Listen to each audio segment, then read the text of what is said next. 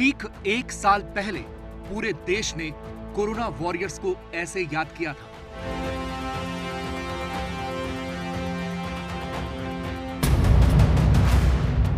वो पूरे देश में लॉकडाउन का दौर था, लोग घरों में कैद थे और ऐसे में प्रधानमंत्री नरेंद्र मोदी ने 5 अप्रैल के दिन लोगों से रात को 9 बजे 9 मिनट के लिए दिया जलाने की अपील की थी। प्रधानमंत्री की एक अपील पर पूरे देश में अप्रैल के महीने में दिवाली मना दी गई थी। कहा गया था कि यह दिया कोरोना वॉरियर्स के सम्मान में जलाया जा रहा है। तब पूरे देश में बमुश्किल 4300 केस थे, लेकिन डर बहुत ज्यादा था। लोग बुरी तरह से डरे हुए थे। वैसे तो लॉकडाउन था, लेकिन जो भी बाहर निकलते थे खुद को ऐसे पैक करके निकलते थे जैसे किसी जंग पर जा रहे हों। लेकिन अब स्थिति बदल चुकी है। अब देश में 1.25 करोड़ से ज्यादा कोरोना के केस हो चुके हैं, लेकिन लोगों के अंदर कोरोना का डर पूरी तरह खत्म हो चुका है। लोग कोरोना को लेकर निश्चिंत हो चुके हैं।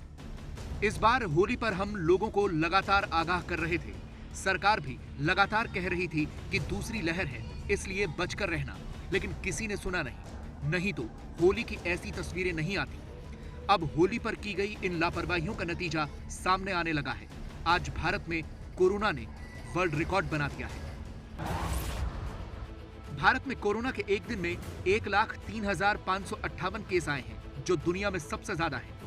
भारत के बाद दूसरे नंबर पर फ्रांस है, जहां एक दिन में 60,922 केस आए हैं। इसके बाद तुर्की, फिर अमेरिका और फिर ब्राजील है।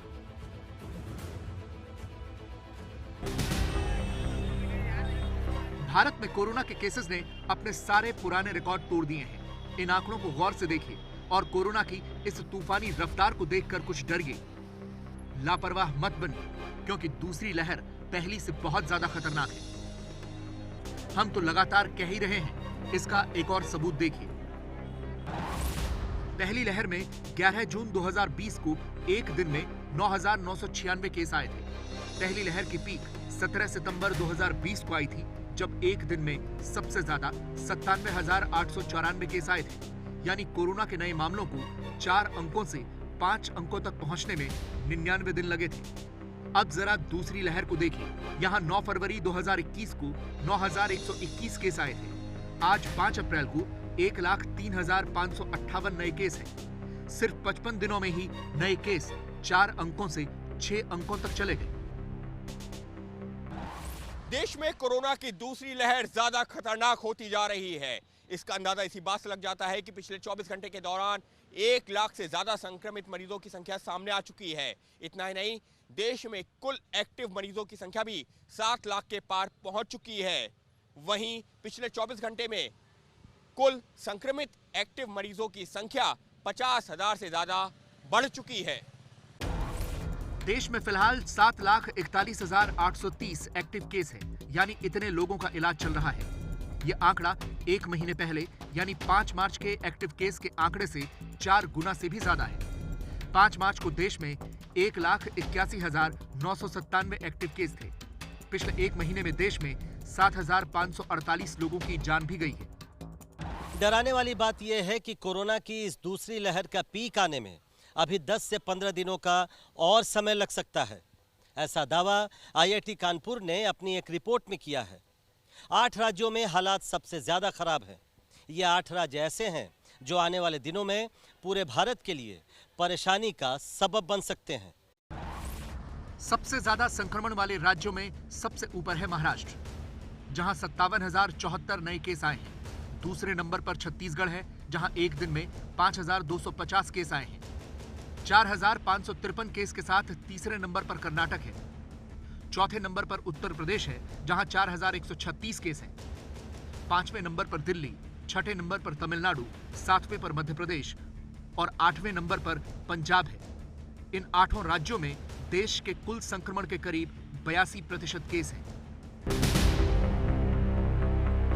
देश में सबसे ज्यादा बुरा हाल महाराष्ट्र का है। मुंबई में तो हालात ये हैं कि यहां मरीजों के लिए अस्पतालों में बेड्स कम पड़ रहे हैं। सिर्फ मुंबई में पिछले 24 घंटे में 11,163 कोरोना के केस आए हैं। मुंबई में एक्टिव केस 66,803 है, जो बहुत ज्यादा है। मुंबई में हालात बहुत गंभीर हैं। मुंबई के कुल 97 कोविड अस्पतालों के पास 15,971 बेड्स हैं, जिनमें से सिर्फ 4,160 ही उपलब्ध हैं। इसी तरह आईसीयू बेड्स 1,805 हैं, लेकिन 139 ही उपलब्ध हैं। जैसे जैसे कोरोना मरीजों की आंकड़े बढ़ते जा रहे हैं, वैसे वैसे बेड की संख्या भी कम होती जा रही है और ये बीएमसी और सरकार के लिए बड़ी चिंता की बात है। लेकिन मुख्यमंत्री उद्धव ठाकरे पहले ही कह चुके हैं कि बेड की संख्या और अस्पतालों की संख्या तो बढ़ाई जा सकती है, लेकिन मेडिकल स्टाफ, डॉक्टर और नर्स कहां से आएंगे? अगर ऐसी स्थिति रही तो ये मुंबई के लिए खतरे की घंटी है। दावा है कि अगले 7 दिनों में 3,000 बेड अस्पतालों में बढ़ा दिए जाएंगे।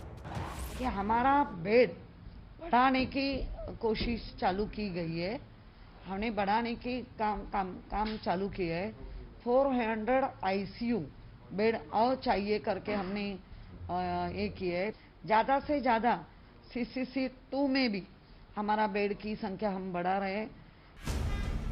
देश की आर्थिक राजधानी मुंबई में जब स्वास्थ्य सेवाओं का ऐसा हाल हो, तो फिर पूरे देश के हालात समझे जा सकते हैं।